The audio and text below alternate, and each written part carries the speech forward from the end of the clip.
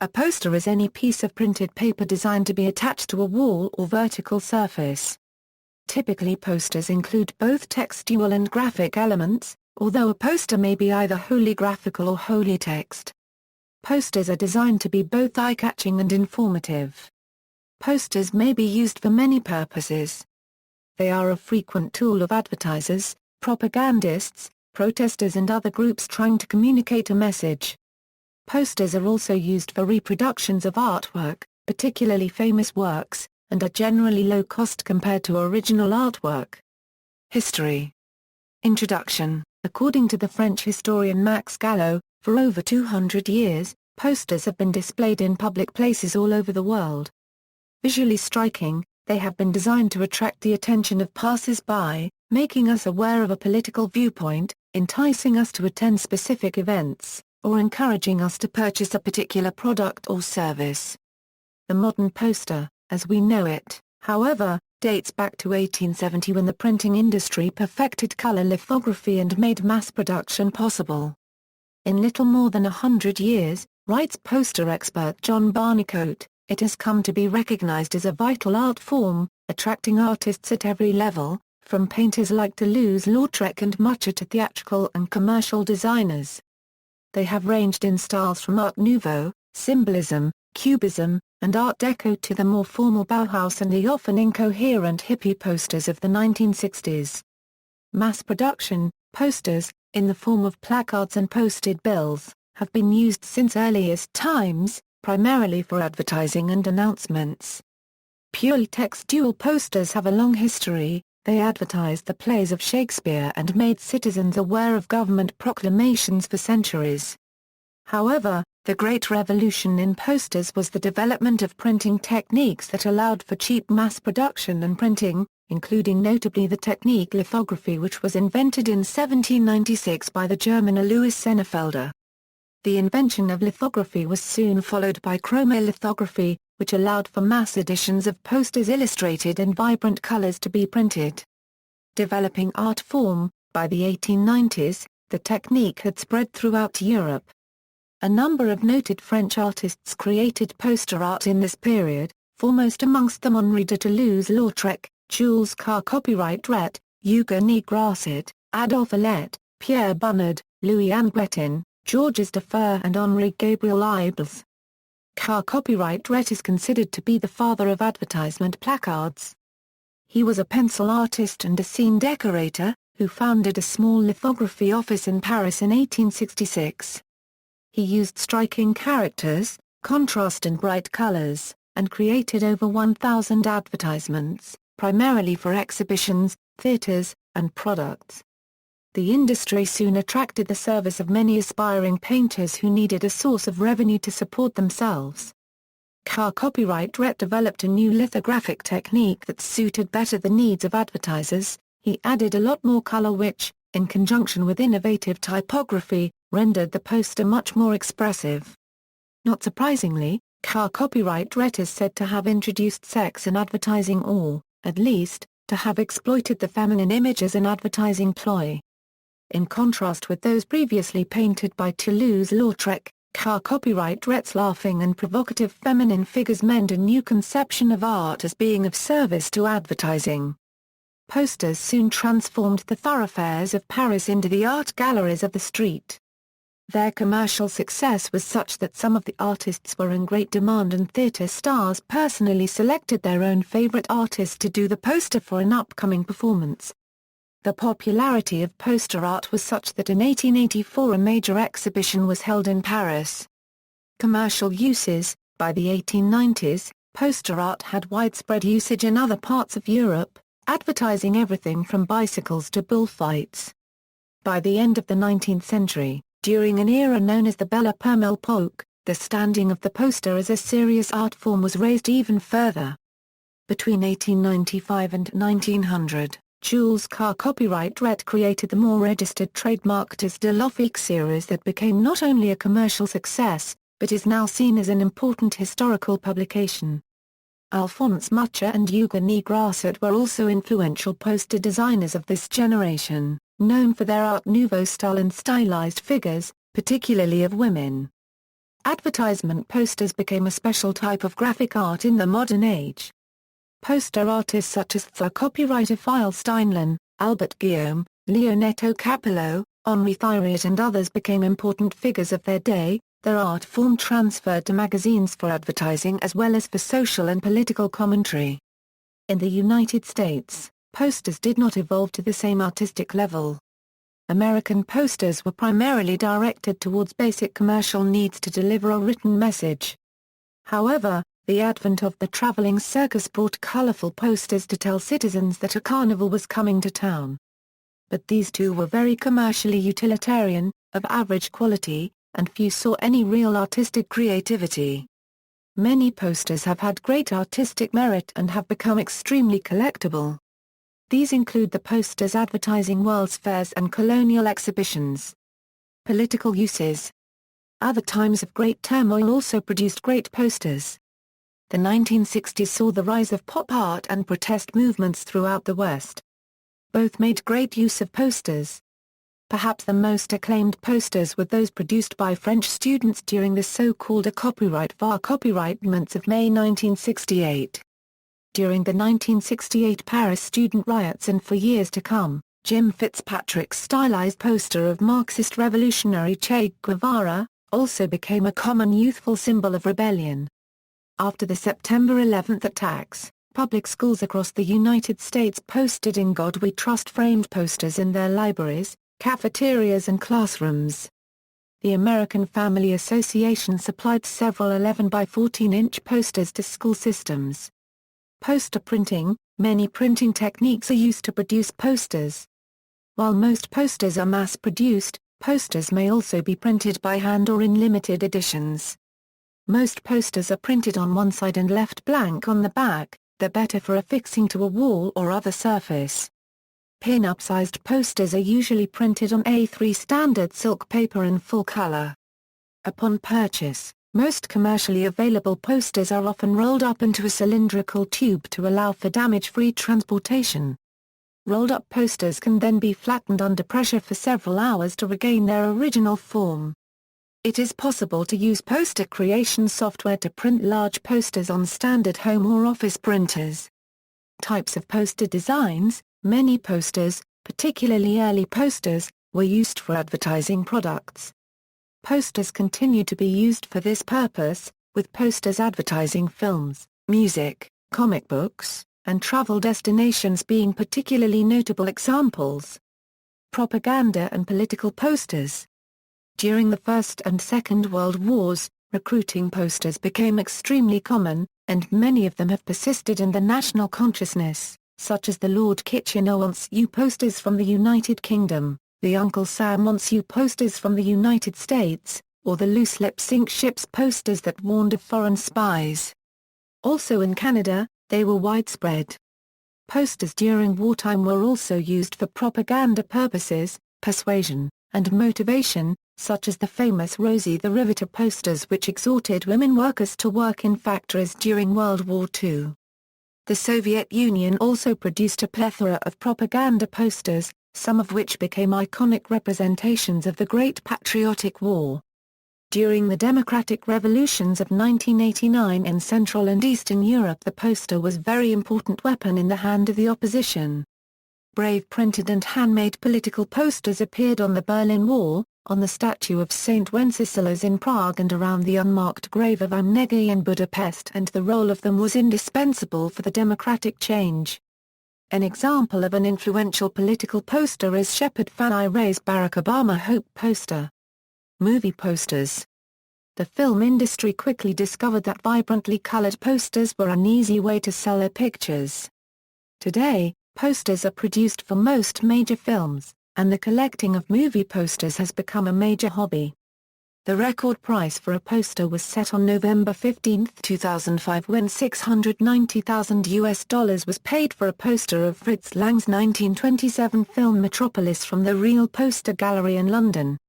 Other early horror and science fiction posters are known to bring tremendous prices as well, with an example from The Mummy realizing $452,000 in a 1997 Sotheby's auction, and posters from both The Black Cat and Bride of Frankenstein selling for $334,600 in various heritage auctions.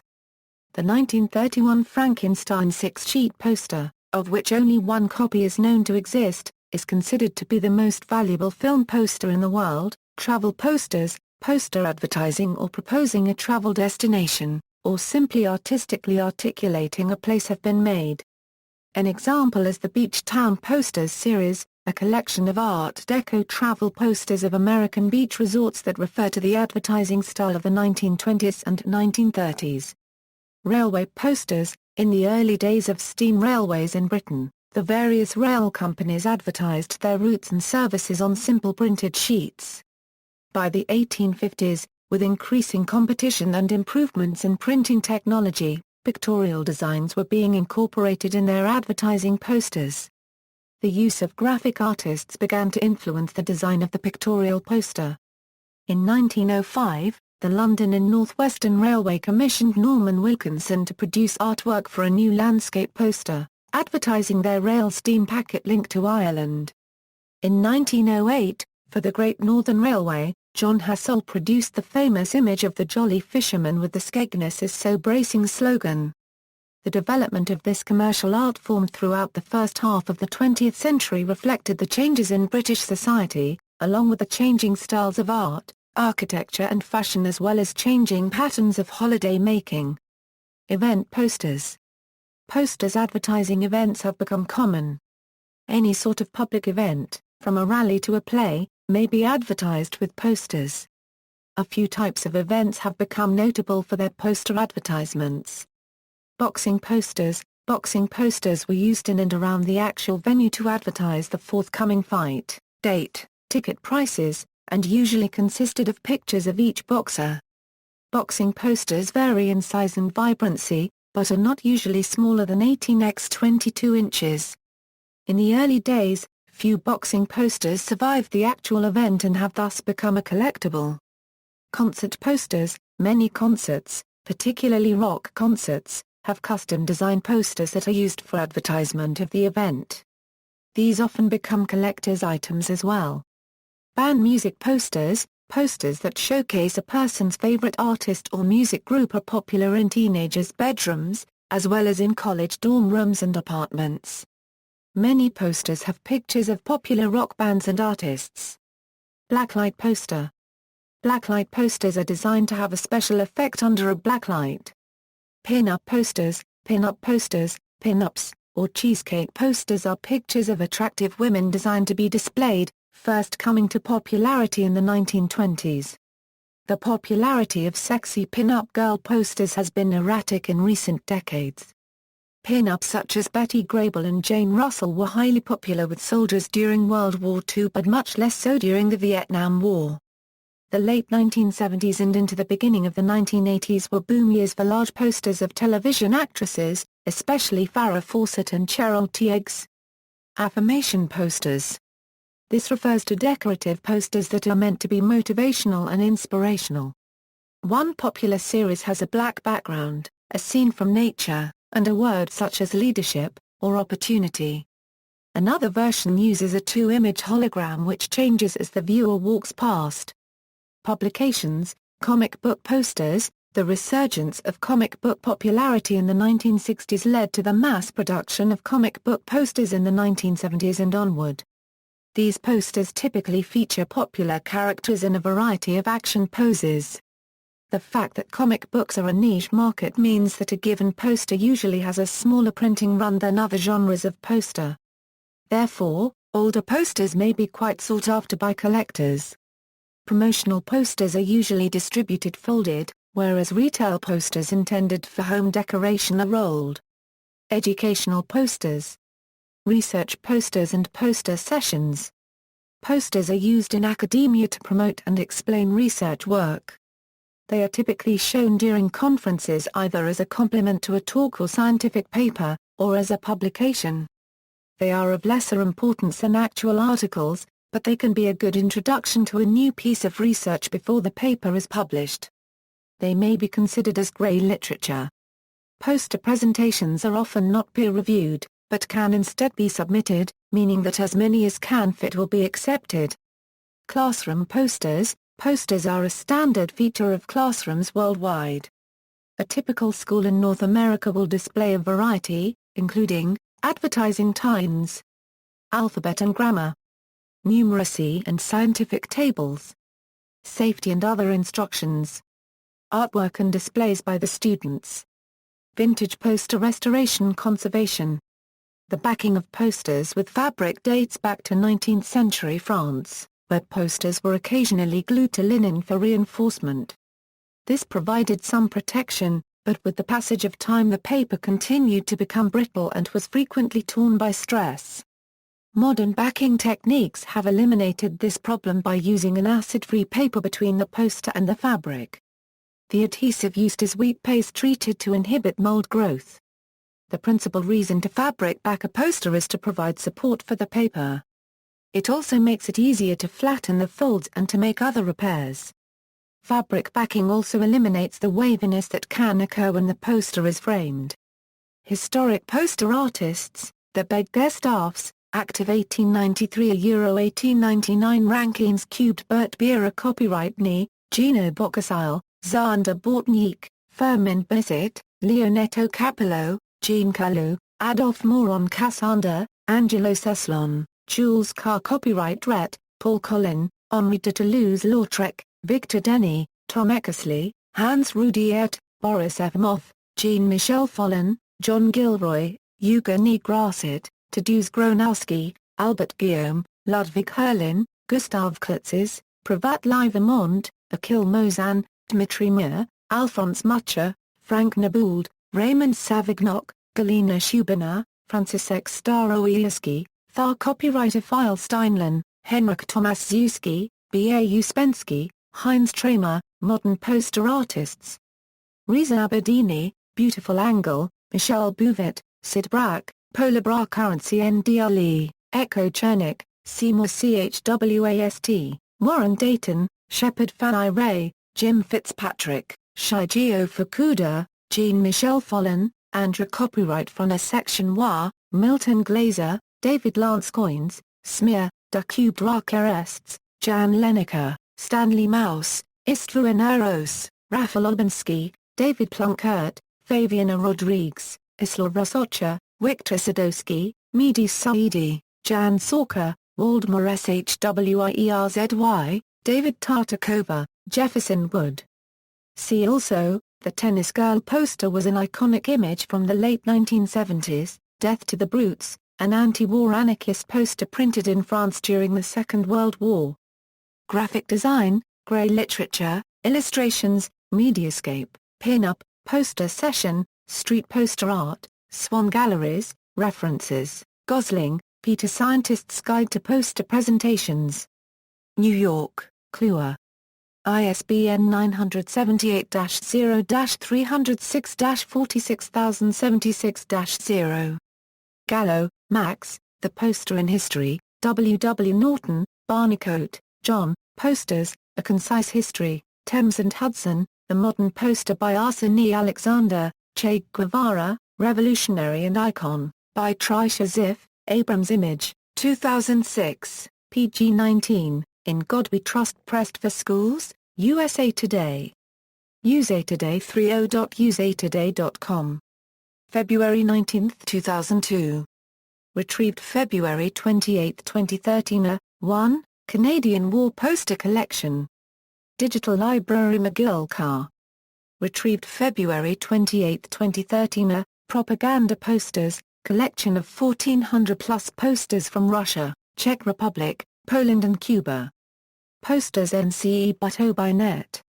Retrieved February 28, 2013. A.B. Lang Film Poster Fetches Record. BBC News November 15, 2005. Retrieved January 11, 2009. http, Mavia Posters Harcum Search Results PHP. IC equals homepage search and NTY equals 1 and N equals 54 plus 790 plus 231. Railway Posters, Our Collection, National Railway Museum. nrm.org.uk October 13, 2009. Retrieved February 28, 2013. Further reading, Gosling, Peter. Scientist's Guide to Poster Presentations. New York, Kluwer.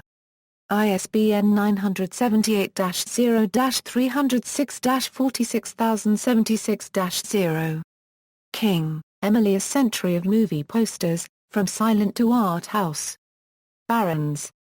ISBN 978-0-7641-5599-4. Noble, Ian. Up Against the Wall, International Poster Design. Mies, Switzerland, Rotovision. ISBN 978-2-88046-561-2. Timmers, Margaret. Power of the Poster. Victoria and Albert Museum. ISBN 978-0-8109-6615-4. LeCoultre, Martige F. and Purvis, Alston W., A Century of Posters, Lund Humphreys. ISBN 978-0-85331-863-7, Rennert, Jack. Posters of the Belle Epoque, Wine Spectator Press, ISBN 978-0-9664202-1-0. Reed, Stuart. The Modern Poster, Little Brown and Company, ISBN 978-0-87070-570. Gold to Zero Gold, Laura, Posters, Please. ISBN 978-0-9664202-0-3. Cole, Beverly and Durack, Richard, Railway Posters 1923–1947, Lawrence King, ISBN 978-81469-014-0. External links, media related to posters at Wikimedia Commons, the dictionary definition of poster at Wiktionary, posters from World War I and II. A selection of posters covering subjects such as recruitment and enlisting, saving stamps and munitions, from the UBC Library Digital Collections.